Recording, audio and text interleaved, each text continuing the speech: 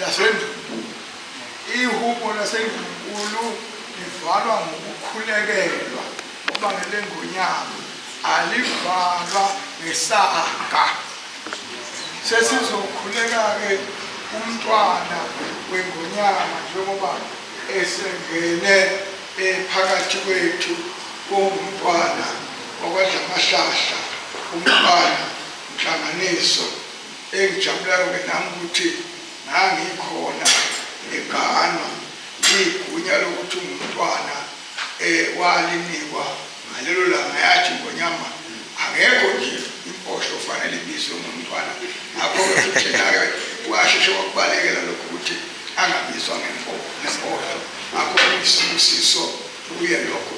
Sezokhuleka ngoba ungene kufanele sikhuleke ngena emnyango njengomntwana wenkosi, kodwa-ke ungene-ke nisenza ebeniwenza. Wena wendlu, labezitha